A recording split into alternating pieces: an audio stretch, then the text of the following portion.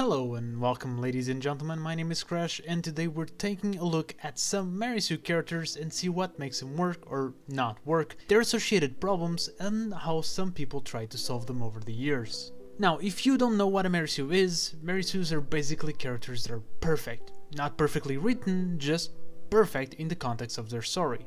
They used to be more generally associated with female leads who were beautiful, innocent, pure, and basically just an unrealistic embodiment of perfection. Therefore the name Mary Sue, with the male counterpart generally called Gary Sue or even Marty Sue. But in this video I'll be using Mary Sue as a genderless term. This trope of character is generally associated more with fanfiction and amateur writing, as people, generally teens, will create characters that are just their own self-inserts and will write basically a perfect character as a way to fulfill their personal fantasies.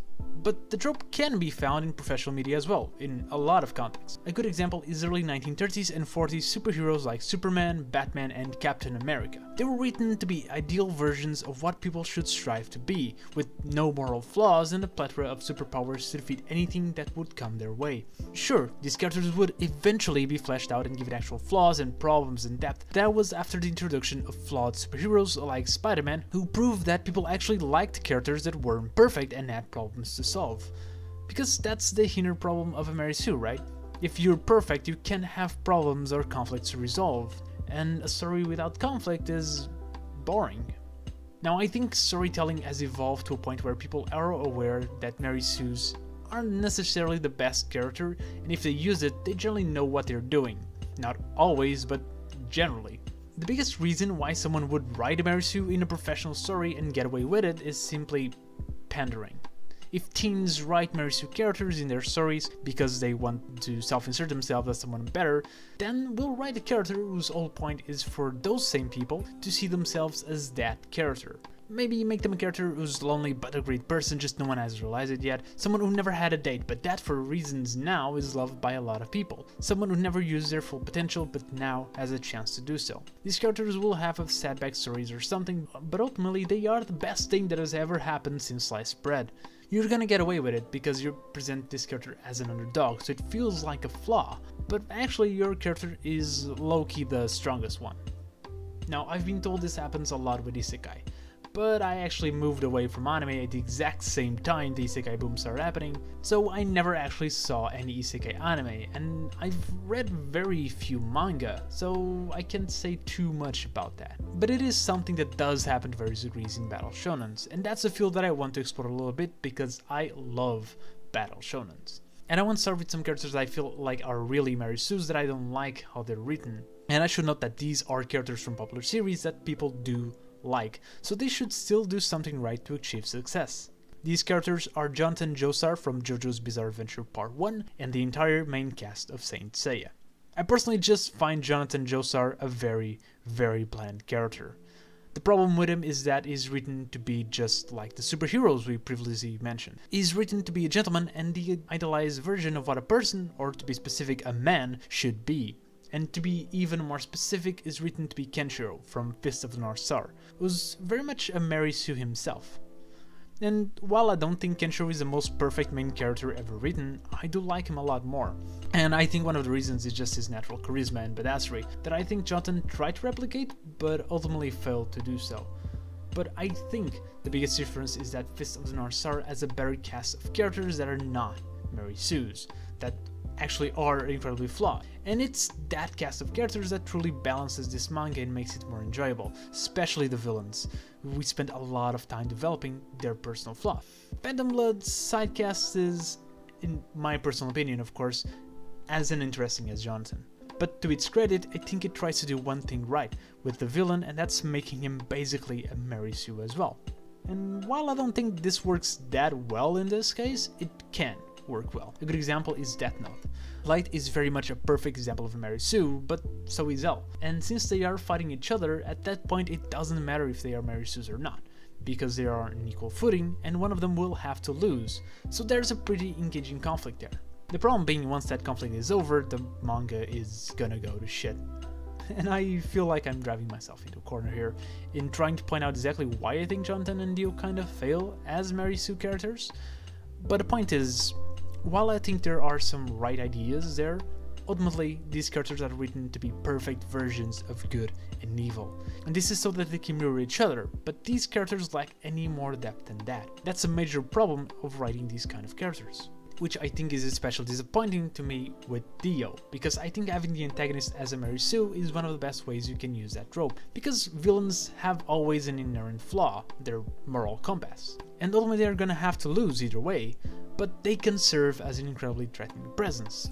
Kao Asakura from Shaman King is a good example of this, or Johan from Monster. They are essentially corrupt versions of Mary Sue's, and they are scary. And to be clear, and to make all of you hate me even more, I'm not saying that Kenshiro and Hell and Light are perfectly written characters. I actually don't think they are at all. They have a lot of the same flaws, I just think that the writers managed to solve that problem a little bit better. With Saint Seiya's cast, I think the problem is another one, and one I feel is worse. The premise is simple. The cast is fighting for good, and therefore they are destined to win. These characters are constantly the underdog. They are the bronze armored characters fighting the guy with silver and gold armors who are infinitely stronger than them. But they don't necessarily win because they train hard, or they outsmart their opponents, or even because they work together. They won because they needed to. So they have surges of power, and win. But we reach a point where most, if not all, main characters of battle shonens have been called Mary Sues, even if the people calling them don't use that word. I don't necessarily think all of them, or even most of them are, but they have a lot of traits that are associated with Mary Sue's, and that is because most of them are also written to be ideal moral compasses. Here's the thing, the role that these characters have, not in the story, but to the reader, is to deliver them a moral lesson and to be role models that they can love and aspire to be, not unlike Superman. Therefore, when it comes to morals, these characters will generally be flawless. Like, Luffy will almost always be morally right, his biggest moral flaw is disliking sharing food, and even then he'll very much give food to the needed if they are indeed needed. These characters are not guts with his multiple layers of good and evil.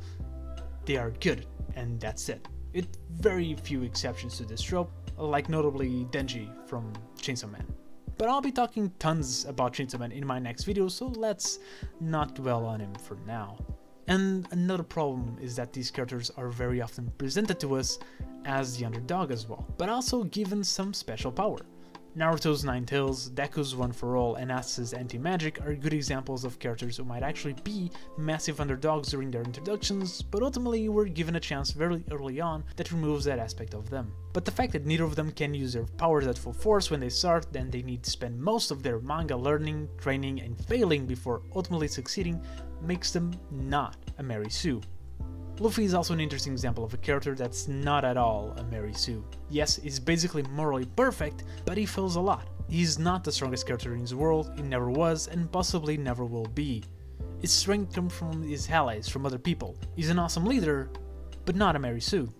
Goku is another one that I wouldn't call a Mary Sue, although most people probably would. He's incredibly strong and the poster child for power scaling, but like Luffy, he does lose a lot of his battles, and his friends and family always have a major role in defeating the enemy.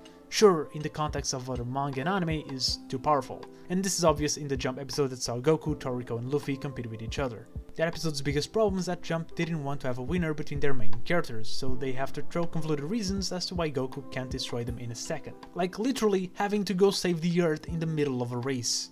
This is the kind of problem you run into when one of your characters is massively better than the rest of the cast. At a certain point, you're going to be forced to create kryptonite to stop Superman. But what if you want to actually write a Mary Sue character? I think some mangaka have done this, and have done this well. So I want to look at 3 of those stories and those characters and see exactly what they did. The one thing I can say that they all have in common is that the writers are self-aware of what they're doing, and by being so, they can work around that or double down on that. And on a side note, this was where the video was originally supposed to start, and I just went on a massive tangent, so I hope you enjoyed that part, and let's get started. First character I want to talk about is One Punch Man's titular character, Saitama. Now I need to address the fact that I only read a little bit of OPM, basically the first 30 chapters, and I am not aware of what happens further down the story, but honestly, you can see what makes Saitama work in the first chapter alone. And to be fair, you can argue that Saitama isn't a Mary Sue, because he has a major conflict that he has to solve that he can't do. But I think what's genius is exactly that. Saitama is incredibly powerful and can destroy anything with one single punch, but its major strength is also its biggest flaw. Because Saitama is aware of the problems that come with being a Marisu, and he feels them. His battles are boring and without tension. He wants someone that can actually give him a challenge, something to feel on a battlefield. And that's the major drive, at least in the beginning of the story. In doing so, we have a human character, a character who did all that he could achieve, but also ultimately failed. And I'm sure there's gonna be enemies that will bring some challenge to Saitama throughout the series, because even then, if the battles are all like this, the story will eventually become boring. But you also have other characters like Genos, or Genos, I don't know how to pronounce it, that can also have interesting battles for him if that's needed. But what if you don't want to give your characters flaws? Well, you amp up the self-awareness. Medaka from Medaka Box is a Marisu true and true. Powerful, beautiful, pulls superpowers out of nowhere just because she can, and she will always defeat your opponents no matter what. And Medaka herself, for all intents and purposes, is kinda boring. But the great thing about Medaka is that this story is more about how the side characters handle being around a Marisu. And we start with the essential move in not only writing Marisus, but also writing characters that are hard to relate in general. We make a character that is the true protagonist of those chapters, and serves as our avatar to see the main character. In Medaka Box, it's Zenkichi, which, if you've read it, is actually the true main character throughout the manga.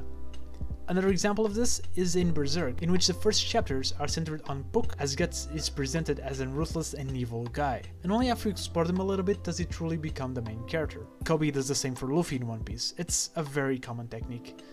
Generally after the first couple of chapters they drop this angle, but with Medaka Box, Medaka is never really relatable, so we never do.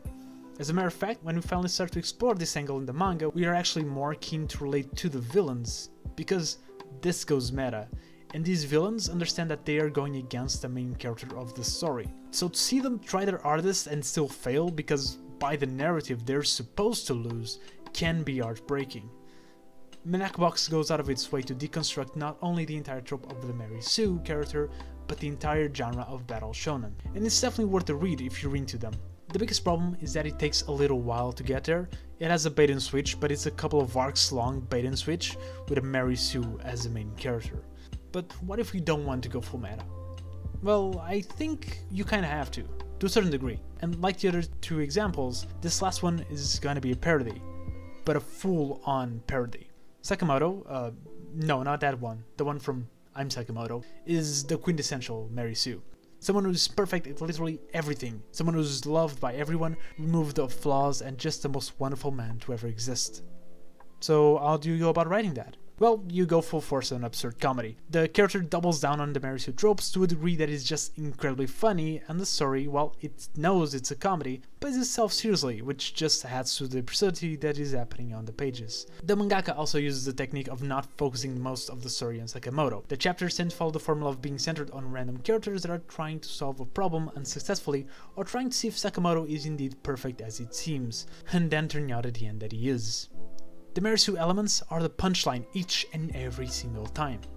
So, knowing all this, how to write one, right? Ultimately, I'd say that you shouldn't. It's not a good trope. Good characters have flaws and good stories have conflicts. The reason why people read them is to see how the conflict is going to be resolved. If you write a character that will obviously just solve the conflict with no problems, there's no reason for me to be interested in the rest of the story. If you're going to write a Marisu, then write to explore or satire that trope. Don't make them the sole main character, make a relatable one the central one. Make sure you can still create the conflict, maybe the conflict is the character itself, or the lack of conflict. Make sure the other characters can balance it out as well. If you are indeed a writer, good luck on your work, and I hope I give you some insight. And if you want to see more videos like this, let me know in the comments, because I just randomly had this idea and I'm not sure if it's something people do want to see. But if you did like it, consider subscribing as well. And if you watched this over here, thank you very much, and I'll see you next video.